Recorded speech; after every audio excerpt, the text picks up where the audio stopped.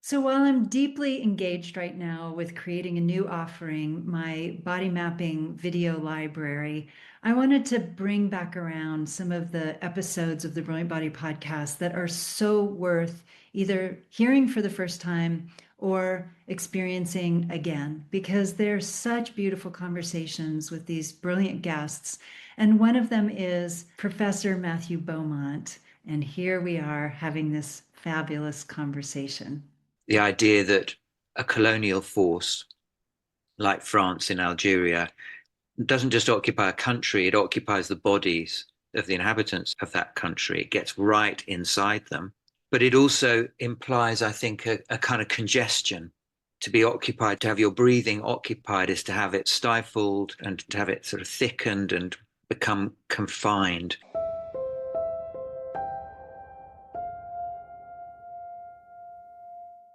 Hey, folks, welcome to the Brilliant Body Podcast, a forum to learn about and liberate the brilliance of your body and ultimately to expand the meaning and experience of intelligence. Join me, Mezey, and other body masters to explore pioneering and varied perspectives on what it means and feels like to be embodied. So many people feel disconnected from their bodies due to emotional or physical pain, or even conditioning and lack of education. Others feel quite at home in their bodies, yet want to learn to have more pleasure, awareness, and access to the body's guidance. This podcast is for everybody. Each one of my trailblazing guests has studied their own bodies and others' bodies for decades and will share their expertise and unique mission, how to thrive as a body. So join us and reclaim your body's brilliance. This is a first for me, speaking with somebody who's an academic and somebody I don't know for the Brilliant Body podcast. So I'm going to do my best at bringing my unique experience, very much aligned with what Professor Matthew Beaumont has been studying and exploring for his lifetime. He is a professor of English literature at University College London, is the author of several books for Verso, including Night Walking, A Nocturnal History of London, The Walker, on Finding and Losing Yourself in the Modern City, and How We Walk, Frantz Fanon and the Politics of the Body, just published this year, which is how I learned about him. He was speaking on BBC Radio, and I was immediately fascinated by his view of the body being an expression of politics and oppression just by how we move through the world, particularly those who are Black and brown bodies, and how that shows up in the physiognomy, in the gait, in the experience of walking, which of course is Homo sapiens and many species' most basic form of locomotion. So I get to talk to Matthew today about this and my own studies and fascination with how the body forms our lives and how our lives form our bodies. Are you there? Hi, Hey, Matthew. nice to meet you. How are you doing? To meet you too. Thank you so much for getting together with me and spending this time. I know you don't have a lot of it, so I'm Yeah, I'm all sorry to squeeze us like that.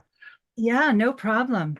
I thought since you don't know me yet, and I Yeah, barely know you, I wanted sure. to explain a couple things before we launch in Great. to a shared fascination we both have, which is how the body expresses Mm, who we are in the world. And I am not an academic. I'm not a journalist. mm, I am basically a body person who has studied bodies and worked with bodies for the mm, last 43 years and worked with mm, my own for longer than that. mm, So I've always been quite fascinated by how our bodies form our lives and our lives form our bodies. And my elders that I was studying in my teenage years mm. were Reich and Alexander Lowen, these folks that you allude to in your book, How We Walk. And Yeah, so that was my beginning. right. And I Yeah. went and studied at Wellesley. I did an independent major called Aesthetics of the Human Form. Oh, So right. I did my stint in academia and Yeah, chose not to continue in it, which is yeah. part of the topic I want to begin with. But Mm, It was very much about how our bodies reflect our personalities and also our cultures. So that's where I begin Right. from. Yeah. You, on the other hand, obviously pursued academia with a vengeance, or maybe not a vengeance, but with a passion, and going Yeah. through Oxford and now still continuing to teach. And I just wanted to start with how different it is for me, for example, to begin reading your book and how it feels in my body to think that way, to think in the way that you're deeply steeped in and expert at, and how different that is from my usual way of being in the body and even thinking through my body. Because this loops back around to the Cartesian divide and how much we emphasize and reward academic thinking, Mm, left brain thinking, and your love of Fanon, who you write about, mm. Frantz Fanon, am I pronouncing his name Yeah. correctly? Yeah. Um, Absolutely. you express a lot, even in the first chapter, about how body-based his way of thinking and writing is. So I'm just curious about how these books you've been writing about walking and the Mm. body have affected or helped you notice how you think and what kind of pushback you may or may not have gotten throughout your life when you're wanting to bring the body into your studies, your art, and your expression. That's a really interesting question. Um, I mean, it's certainly the case that for professional reasons, I'm overly invested, as it were, in the mind rather than the body, to repeat that Cartesian split. There's a vision in the late 19th century from people like H.G. Wells, the great British novelist and writer of science fiction, where he pictures people becoming more and more brain heavy, as it were. He sees the division of labor that was apparent in the 19th century becoming more and more polarized, that division of labor between the hand workers and the head workers, between those who worked in factories or artisanal contexts and those who use their brains in offices or universities or wherever it might be. So he has this sort of science fiction vision of the polarization of those two functions of the human being, whereby one develops the body completely at the expense of the brain, and on the other hand, develops the brain at the expense of the body, and the body becomes kind of useless. And so I'm aware that as an academic, I can overprivilege, if you like, the mind, and writing and reading and researching is a sedentary activity. So that reinforces this. But I've always been interested in walking. I've always done a lot of walking. And I suppose as I got more confident in career terms, as I matured, as I became more and more aware of my body and its malfunctions, and after all, one only really begins to become aware of one's body when it starts to malfunction. You know, it's the prerogative of the young not to have to think too much about their bodies. I got more and more interested in the ways in which it might be possible to integrate it into my research and thinking and writing, I suppose. And I became more conscious of thinking about what I was doing when I was performing everyday activities like walking or running or swimming or whatever it might be, and became more and more interested in anthropologists from the early 20th century, such as Marcel Mauss, the French anthropologist, who thought of bodies as cultural rather than, in some uncomplicated sense, natural entities. So he wrote a very important essay in 1935 called Technique du Corps, the techniques of the body, where he said that things like swimming, like walking, are learned. We assume that we walk quite spontaneously, that it's a natural activity. And in one sense, it is, in that it is something that we do without thinking. It's something that is central or structural to our evolution as a species, from being primates who used their hands as well as their feet to walk. But as Marcel Mauss points out, it's also something that we learn when we're very small, when we're infants. And as such, it is a cultural phenomenon, not just a natural one. And as a cultural phenomenon, it is influenced by the world we inhabit, the world with which it's constantly interacting. So I suppose, yes, I became more and more interested in that interrelationship between the body and the world, and the way in which thinkers and writers have tried to represent that relationship or explore its contradictions. Mm. There's so many things I want to respond to. One is I was just thinking about how much longer it takes humans to learn how to walk than it does many mammals that immediately get up on their feet or hooves or whatever they may have. Mhm. And the other thing I was so struck by, even in your first chapter, is how you're describing that we have to consciously learn to walk so that we can become unconscious of it, only to eventually, for some races, genders, disabled folks, have to become increasingly conscious of walking again, at least in public, because of the potential dangers of being in most cultures in the world, or many, unfortunately. Yeah, that's right. I like your point about the fact that other animal species don't take as long to learn to walk. That's absolutely right. Freud makes the point, in a sense, when he says that human beings are born prematurely.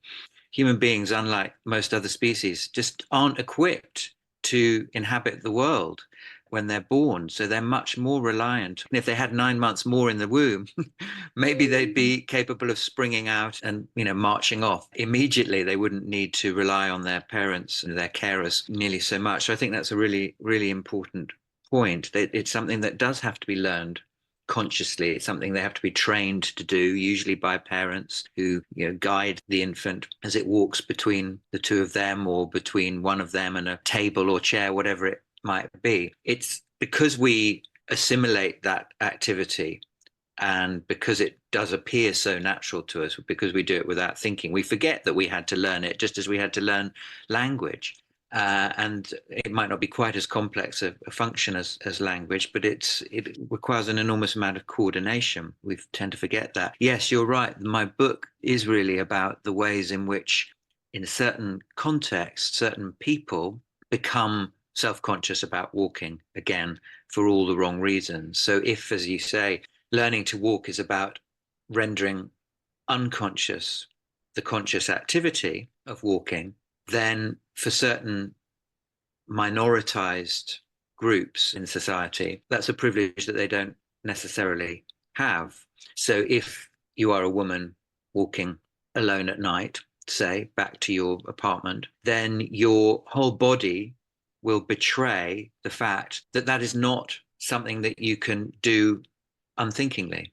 You have to be very conscious of what you project in moving your body. You might have to project confidence, for example, and that would involve, I don't know, expanding your body and striding in order to deter potential attackers or abusers, whatever it might be. Or on the other hand, it might involve making yourself small so that you don't get noticed so much.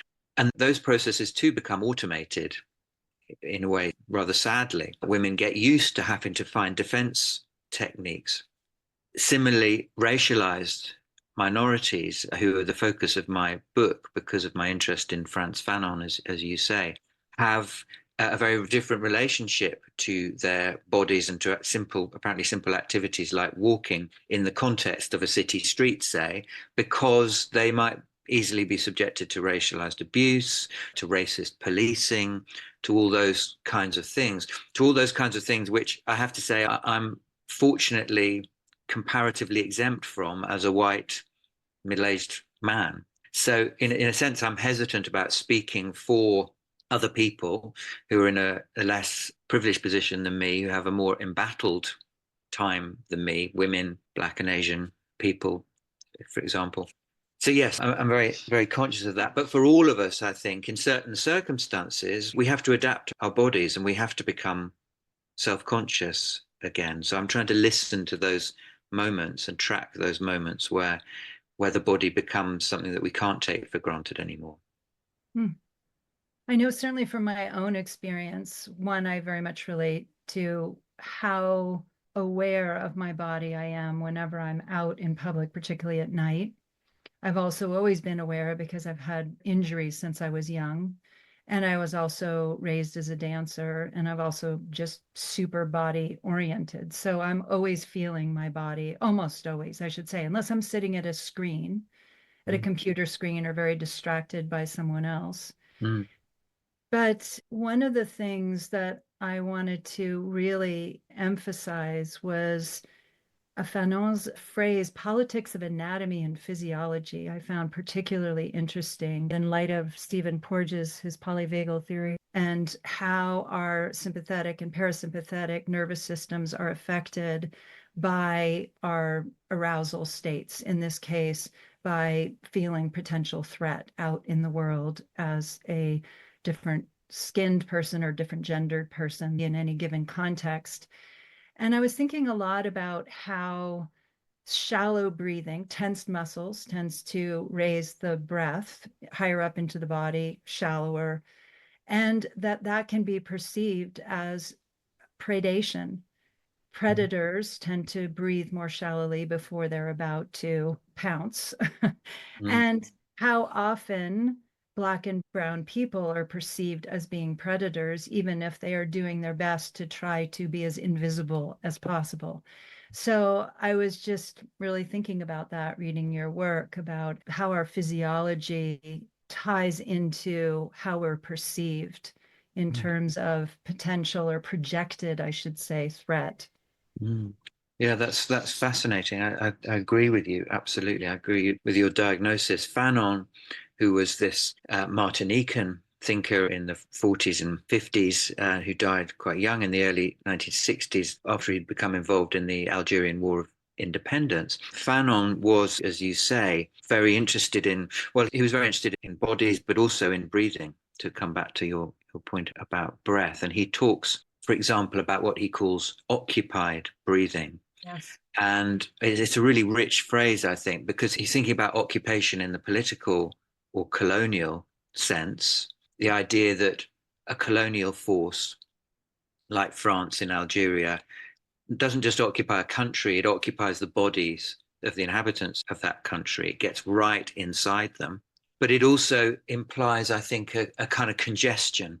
To be occupied, to have your breathing occupied, is to have it stifled and to have it sort of thickened and become confined. And there's always in Fanon a very interesting doubleness, I think, to his linguistic register. The metaphors he uses are at once physiological and political, which is why it does make sense to talk about a politics of anatomy, to talk about, as I suggest in the book, an orthopedic politics, a politics of how you carry your body, how straight your back is. Fanon, in the same passage where he talks about occupied breathing, talks about combat breathing, which comes back to another of the points that you were making so interestingly a moment ago. So the colonized person, under certain political and social conditions, Fanon thinks, can, if you like, metabolize the state of occupied breathing so that it becomes combat breathing. So that shallowness, that tension, which he sees also in the muscles. So he's constantly talking about how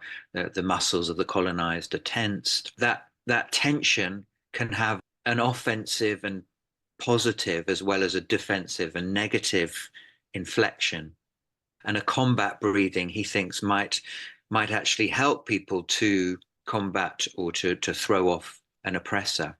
That state of permanent tension that people who are racialized and colonized live with can actually be converted into something more productive. Mm. It's interesting you use the word metabolized because in trauma work, when we experience trauma or the ongoing trauma of oppression, for example, we are challenged to continually metabolize and keep our nervous system within the window of tolerance, as it's called. And when we can't, we either go into parasympathetic collapse for listeners who don't know about this, or go into the sympathetic and stay in that hyped, cortisol state that can go into fight, can go into violence, can go into, as you're talking about in combat, downright war, aggression, rape, all these highly aggressive modes of interacting with the world because of not being able to metabolize ultimately what is going on internally. Mhm. So I don't know, I'm thinking about that in terms of trauma and when the body gets to a point where it has no other option than to either explode or go into collapse to the point of even death Mhm. through its own means or by circumstances that create some sort of demise for the body that can no longer tolerate life on planet Earth, you know? Mhm. Mhm. So, in a day and age of so much oppression and people feeling so unable to metabolize what's going on in their life, personally, I'm finding climate change extremely difficult to metabolize. And something that I'm noticing is taking up quite a lot of energy on a daily basis, consciously, only to the extent that I have the courage to basically face it. But I am very curious about how do we deal with all the different kinds of oppressions that just being human on the earth challenge us with. Obviously, being Black, brown, Asian, differently gendered, disabled are going to have even more challenges to the body and intercultural interactions than many of us contend with. What are your thoughts about that and perhaps your own personal experience? I mean, it sounds like walking 8 or 9 miles a day is one of the ways you metabolize I your suppose world. that's true. Yeah, Ah, it is a way of metabolizing whatever energies are bubbling away in me, including no doubt anger. It's a way of containing but also releasing those energies. I couldn't agree with you more in your analysis and also, yeah, I'm fascinated by your point about climate change as well. I've got a friend who, in fact, he's quite a lot younger than me. He used to babysit my kids when they were small, but he's written a book about the impact of climate change on his mental health and his body because he thought that more needed to be said about the way in which his generation, he might be 30 now, late 20s, 30, have grown up with this state of tension, with this dread, with this doom, constantly being told that everything's too late, that they can't do anything, that they're powerless. That's very, very debilitating. And I don't think it was the only reason for this friend of mine, called Charlie Young, for his own mental health problems, which in fact led to a suicide attempt more than once and to him losing the lower part of his legs. But climate change and his anxiety over that was definitely an important factor in it. I'm jumping about a bit here, but the other context that we should bear in mind here is the pandemic, is the impact of the pandemic and the way in which that has changed our relationship to our bodies, the way in which that has altered our relationship to breathing, the way it altered our relationship to walking when we were locked down and our freedom of movement was officially confined. I suppose breathing is the most striking, though, of physiological problems associated with the pandemic, because even if one didn't have the virus, and if one did, then one's breathing was certainly compromised to a greater or lesser extent. But even if one didn't, one's supposedly unthinking activities like breathing were radically transformed by the fear of inhaling spores or the virus or whatever it might be. wearing So masks. yeah, exactly. Yeah, wearing masks. So that was a very obvious sort of visual correlative of this changed relationship to breathing. I mean, not least because of wearing a mask, we became conscious of not just of breathing in, but of breathing out. We could smell our own breath in a way that we don't if we don't wear a mask.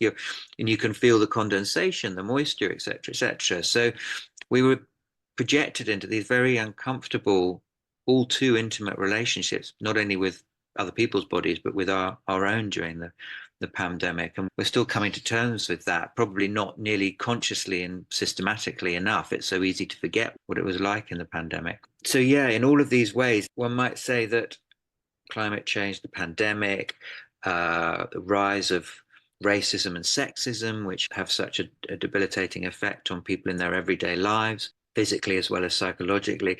Perhaps we're at some kind of a crisis point. I don't know, in terms of our collective relationship to our bodies. I'd be interested to know what you think, or whether I'm being too apocalyptic there. Unfortunately, you have a kindred spirit here. One of the big reasons I moved to Scotland was keeping climate change in mind. I mean, I joke about it with friends, but it's not really a joke. I'd much rather be here than in burning California or all kinds of other places. I've personally been deeply touched by the climate change there and elsewhere. So I don't think I experience the colonization of all bodies by industrialism, basically, Mm, which I have distinctly, palpably felt my whole life. So I don't have to be worried about being, handcuffed and thrown up against a car or imprisoned, though I certainly have to worry about being attacked as a mm, woman mm, and have a lot of my life. But I'm talking about the more subtle aspects that happen to us from very early on. You have children, so I'm mm, sure you remember what it was like when they were jumping all around like crazy people, expressing every whim of their physical mm, existence, just exploring their bodies and being silly and experimental. And what happens to our bodies, in my view, it is a colonization when we go mm, to school systems where we have to sit in desks, we stop moving around. Then in puberty, we get even more restricted in how we move as our bodies develop and become more sexually alluring or attractive or not. That mm, very much affects how we move. I mean, personally, if I didn't feel the constant pressure and inhibition of cultural acceptable physical movement, I would be moving around in all kinds of ways. I would be jumping around and moving. I'd be dancing. I'd be mm, expressing myself in so many ways that are just not acceptable. Almost nobody does that. mm, Almost no adult does that. So I personally feel like we've all been colonized by adulthood, at least industrialized adulthood. I don't know what it's like if you're still living in an untouched part of the jungle or somewhere, but certainly westernized culture and Middle Eastern culture, from what I can see, and Asian culture, unless you are an artist who's performing and allowed to express through the body, we're fucking locked down most of the time. mm, I am.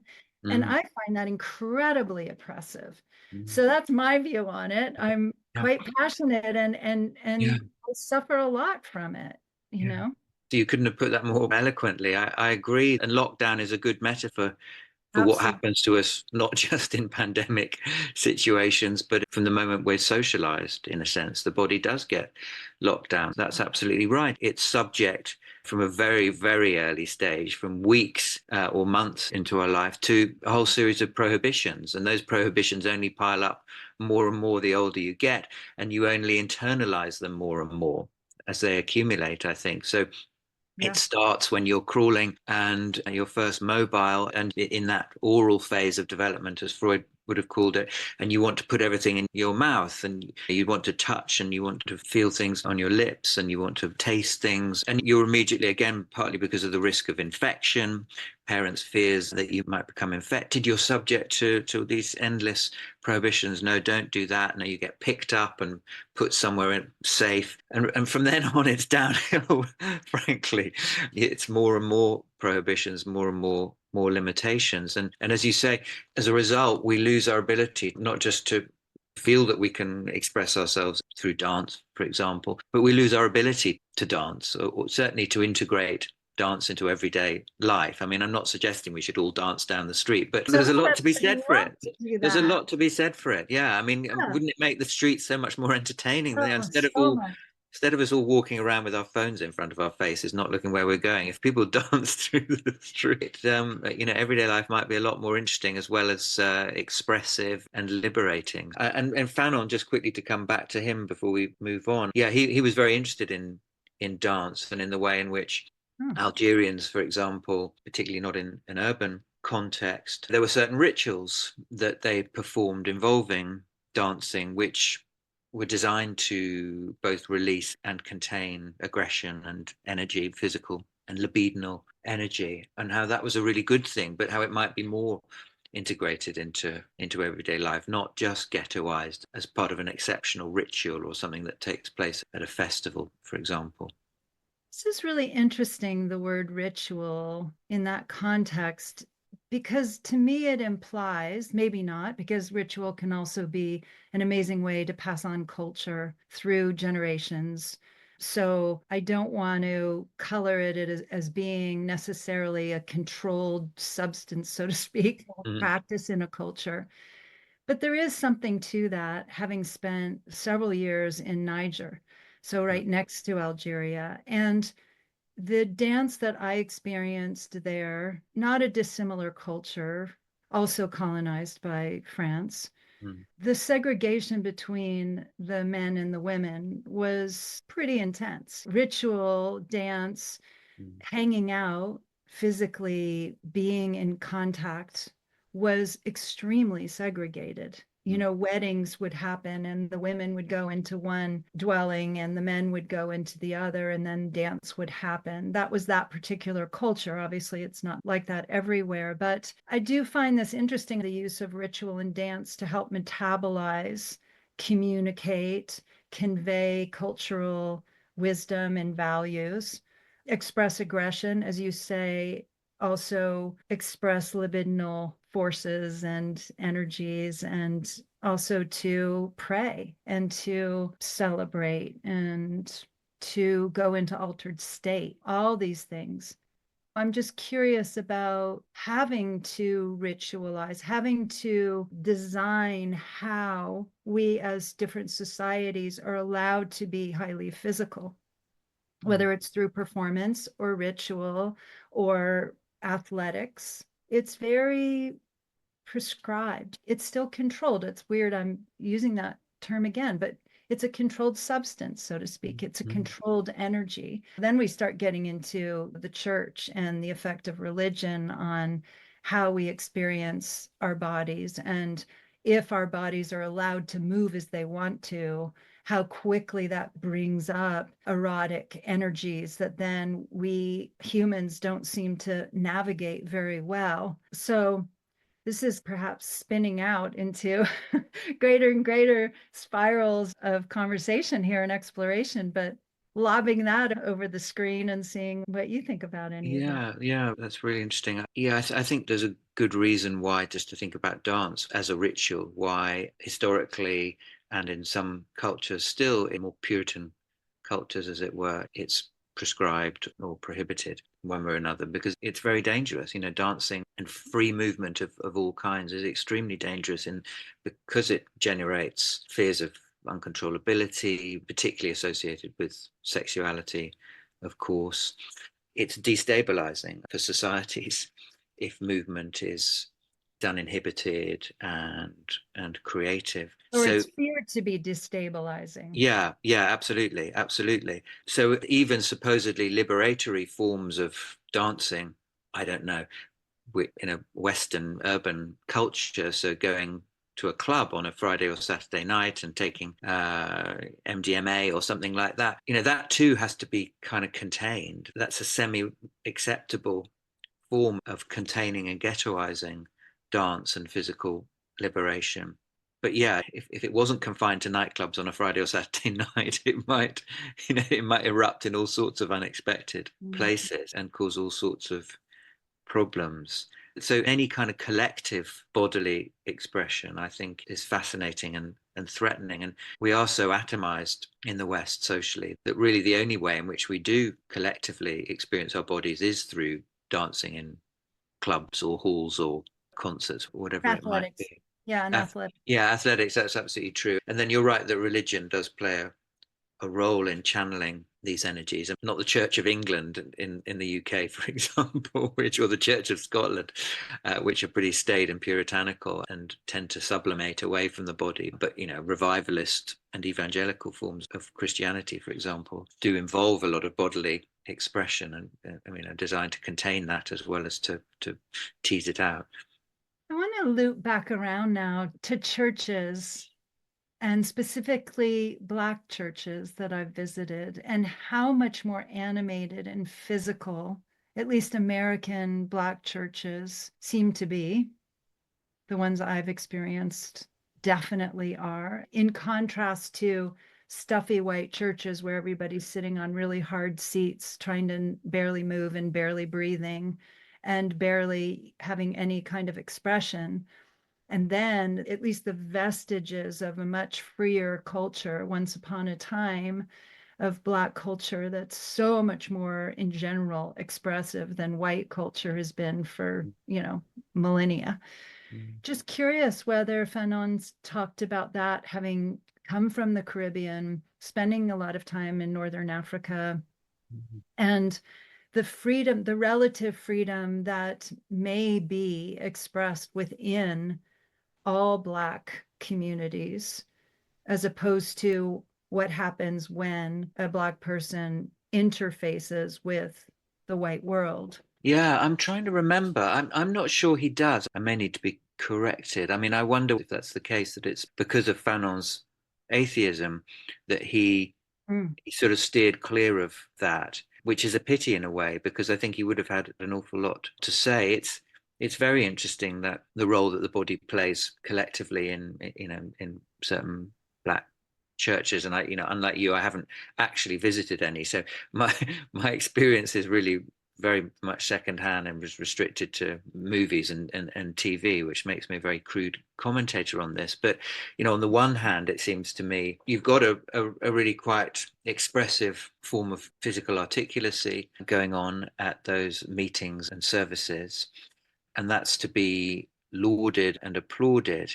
And indeed, I grew up in the Church of England before myself becoming an atheist in my mid teens. And I've always felt slightly jealous, felt slightly envious of those church meetings in spite of my atheism, because of the sheer joyous corporate identity that they inculcate and enact. So I do really sort of understand, I think, what's going on there in one sense, the positivity of it. On the other hand, that bodily movement is very much in the service of a higher being, erratic being in the form of the priest, but obviously the highest being of all being God. So this is the idea of being possessed rather than occupied, as it were. And by possessed, I don't mean in some satanic sense, but in the way that at evangelical meetings or revivalist meetings, people might speak in tongues, or they might move apparently involuntarily because they are possessed by the Spirit of God.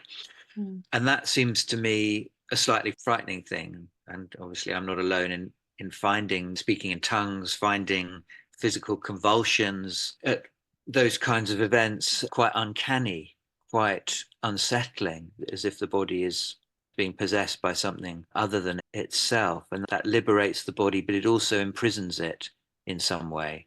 I think it Why? takes Why do it you, why do well, I you think it takes it away from the individual subject as well as giving it to them, if you see what I mean. So Okay, so I'm gonna be edgy here yeah, because yeah, yeah. you've already told us that you're an atheist. So on Mm, one hand, I can understand, I could imagine that that concern can bleed into whatever your feelings and perspectives might be on God and attributing power and control to this patriarchal force, et cetera, et cetera. mm. But how is that different? And you may not want to answer this, but giving over to sexual ecstasy, to merging with another person, for example, where you may not feel in control.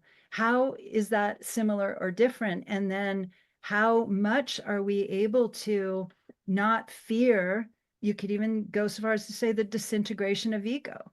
Mm, mm.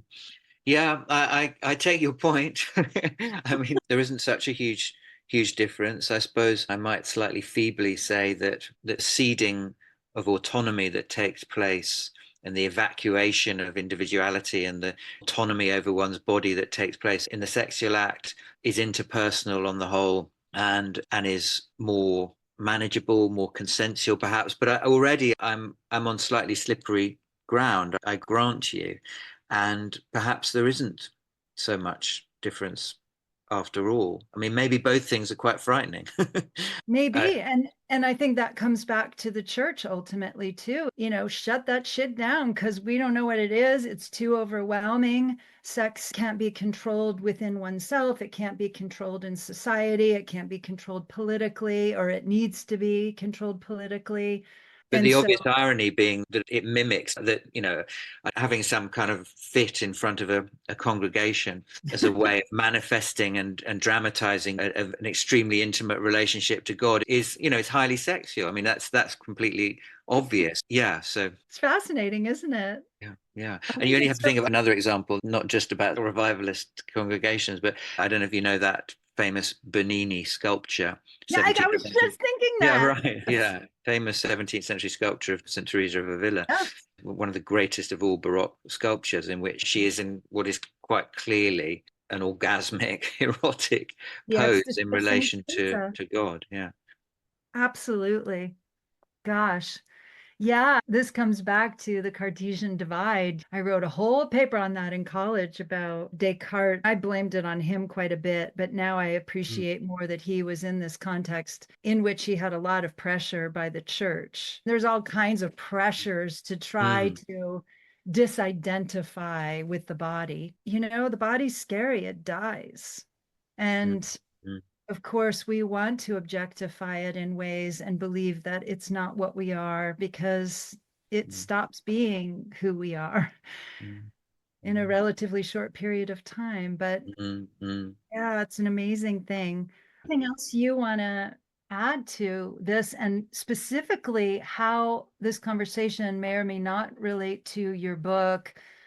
It's very important to me to really honor and emphasize the effect, the influence of racial oppression on the body. So that deserves more time. And I'm also really curious how much of this exquisite exploration you've done through your books have to do with, you mentioned having mixed race children, and how that may or may not be your way of empathizing and yeah. vicariously imagining that stress and wanting to understand it Mm, more as mm. a white person. Yeah, it's And funny. I do mention that in the preface to the book, but I haven't really given it a lot of thought. So I'm quite grateful to you for raising it. I think, in a way, it is an attempt to empathize with my son's racialized status. One of them's quite a lot darker than the other, actually. So they have different experiences Mhm. themselves. And it's also, I suspect, I fear, an atonement, a sort of atonement of liberal guilt. So maybe it is a response to my children. It's also a response to Black Lives Matter. And I'm fairly frank about that. I've been thinking about race all my life. I grew up in South London in a privileged background, but I grew up in a culturally and racially quite diverse area of London. So I began to become conscious of racial difference relatively early on. And when I was politically very active in my late teens and 20s, I was often involved in campaigns against police brutality and that kind of thing. So when Black Lives Matter happened, when George Floyd was murdered, et cetera, nothing surprised me, but it consolidated a lot of what I thought and pushed me a lot further and made me think much, much more about these issues, about what happens when bodies get racialized and brutalized in societies which purport to be very civilized and sophisticated, and to have moved far beyond that really crude phase of racism. And then the pandemic no doubt fed into it a bit too, for the reasons we were discussing earlier, because we all became more conscious of our bodies. That and the onset of middle age, Yeah, or maybe I'm in the middle of middle age, and the fact that my knee started to give way and I had to have an operation. Yeah, all these kinds of things make one think about the body and how one lives it. And I was going to say how one relates to it, but that statement is obviously predicated on a Cartesian split, so one would thank you want for to saying that. avoid exactly that. Yeah, Fanon, just to come back to your question about Fanon and whether there was anything else, he's not just invested in thinking about the oppressive nature of the racialization of bodies, the way it involves tension and bent back and general defensive posture. He is, as we've perhaps already implied in talking about a combat breathing as well as an occupied breathing. And I'd extend that and say that there's such a thing as a combat walking as well as an occupied walking, that there are ways of expressing oneself really positively and self-empowering ways when one walks. One doesn't necessarily just have to be defensive. He's interested in what happens to women during the Algerian Revolution and wrote a very fascinating article called Algeria Unveiled, in which he describes, admittedly in slightly idealized, romanticized terms, but he describes how women at the height of the Algerian War of Independence, women who had worn veils then had to take off the veil in order to smuggle goods or weapons or messages into the French quarter in Algiers from the Arab quarters. So they had to imitate Europeans. And in doing so, in becoming involved in a militant campaign to end oppression and in taking off the veil, there was a kind of liberation that took place of their bodies in imitating the more fluid, the less confined and restricted movements of French colonial women in Algiers. They actually began to develop more physical confidence themselves, more freedom, more fluidity. Now, he wasn't saying the westernization of these women is a good thing and the veil should be taken off them because that will automatically liberate them. Clearly, that would be politically quite dangerous along the lines of, I don't know, French culture today, where young Muslim girls aren't allowed to wear veils in school, etc., etc. So it wasn't a narrative just of sort of secularization, westernization is good, that will liberate women's bodies. He was much more interested in how, under very specific political circumstances, there might be opportunities for empowerment through the process of adaptation, physical adaptation to particular political situations. And I gathered from what you wrote about it too, is that in the process of observing the change of gait and actual movement of these women, he also came to have more respect for women, which apparently he was somewhat anemic in Yeah.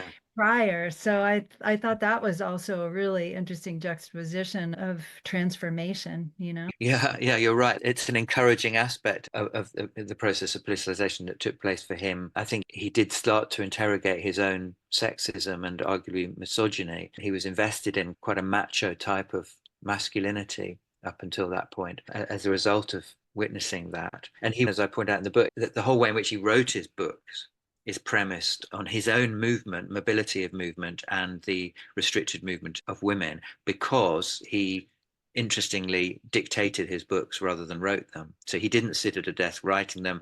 He Loved that walked up and whole down. thing. He walked Yes. up and down. And so one of the wonderful things about reading him is that his prose, as a result, is inflected by the energies of a walking, and often quite an agitated walking body. And it has some of the rhythms of walking as well as of the grammatical sentence, as it were. But that's all very well and good, but he could only do that. He could only write quite liberating and exciting prose on the basis of his walking movements because there was a woman, often his wife, otherwise a secretary, sitting there taking down what he was saying. So yeah, so that that rather painful irony has to be respected. There is a whole conversation I'd love to have with you about, in an earlier episode, I do a whole conversation with Joseph Culp, who co-founded Walking in Your Shoes, which is Ah, a healing method that liberates what the body knows through the process of walking. So mm. if we ever get to talk again in the future, or hopefully you'll listen to it, I highly I will recommend do, it, absolutely. because Fanon was up to something else while he was walking, in my view. He was necessarily liberating and contacting, if not, you could even say channeling the intelligence of his body in ways that just sitting there in this sort of brain in a jar method Mm, that most of mm, us use when we write mm, may not have been able to contact and mm, express. mm, But mm, we have mm. to save that for another time. It Right. Well, looks please send. Will you send me that episode? Because I I'd. would love to. I would Yeah, love to. good. I'd love We'll to have listen. all of these references in the show notes. So really quick last two Yeah. questions. Do you have a definition for embodiment? Oh God, I It can be personal too. It doesn't have to be academic, but it could be either. not off the top of my head, except to say that embodiment. This goes back to something we talked about right at the beginning, or that I said right at the beginning, which is embodiment always involves pain. To the extent that embodiment is consciousness of the body, it always involves pain, and I don't mean that necessarily in a bad sense. To the extent that the body is in pain or is palpable, perhaps that's putting it a bit more neutrally, it's something we can listen to and tune our attention to. So yeah, embodiment is insofar as it's about the registration and manifestation of our physicality in social context, is all about pain, discomfort. But that needn't be a bad thing. That too can be metabolized, it Whew, seems to me. that begs so many questions about whether we can only be conscious, palpably conscious, if we are in some kind of pain differential. Mm. But you've got to I go. know. So I'm sorry. I've dropped a kind of little bomb, and I'd probably want to retreat from it myself. So don't hold me above it. okay, that's a dot dot dot there. Last question for now anyway is what do you like best about being your body? Ah, what do I like best about being in my body or being Well, my body? there's that Cartesian divide. Yeah, I know. I was trying to catch you out. Being my body. I don't know the fact that there are moments when it does the thinking for me, I suppose. That if I'm swimming, for example, in cold water, and I've swum 20 lengths or something, or if I'm walking and I've walked a long distance, suddenly it's as if the body takes over and starts doing the thinking for me, by which I mean that my consciousness gets hitched to my body again in a way that it isn't ordinarily, Mm, love or it it. joins up with it again. I mean, yeah, to say hitched implies that they're separate again, but so yeah, it's as if the relations get organically reconstituted. And Uh, merged, it sounds like. yeah, merged. Yeah, exactly. Yeah, that's a good way Mm, to. Yeah. love it. Matthew, this has been such a pleasure and such an honor. I have to say that you would take the time, give the time to be with me and explore these topics. No, huge pleasure for me, Ellie, and to have such intelligent conversation with someone who's from a different background from me in all sorts of ways is really terrific. So thank you. Well, likewise, because I tend to poo-poo the word crunching of the intellect a lot, and I forget how much I actually really enjoy it and miss it. So thank you Good, for such an enriching good, conversation, good. and I hope it is to be continued one way or Yes, another. likewise. Yeah, I'm really And of happy. course, I really, really encourage listeners to read How We Walk and other books by Matthew Beaumont. All the links will be in the episode notes. And just here we keep going as bodies, hopefully as freely as possible. So Right, thank so you again. good. Thank you, honey. Take care. Bye You bye. Thanks so much for sticking around till the end. If you enjoyed this episode, please give that like button a little click. And if you haven't already, make sure to subscribe and hit that notification bell. I've got a bunch of fascinating guests lined up with trailblazing experts in the field that I'm really excited to share with you. I'm eager to hear from you too, so don't be shy. Drop a comment below. Share your thoughts, suggestions, or just say hi. Your insights on this episode mean the world to me. So go ahead, spread some love, like, subscribe, hit the bell, and share your thoughts below. Your support keeps this channel going strong, and I'm genuinely grateful for each and every one of you. Till next time, stay brilliant. I hope you found this episode inspiring. If you'd like to learn more about the many ways I'm encouraging and guiding the wider world to reclaim the brilliance of the body, please visit my website at www.alimezey.com. Thanks so much for listening. Until the next episode and beyond, reclaim your brilliant body. The Brilliant Body podcast was created by Ali Mezey. This episode was co-produced and edited by Ali Mezey and Florence Popoff. Thanks to composer Blair, Mr. One Man Band Wilson for my theme music.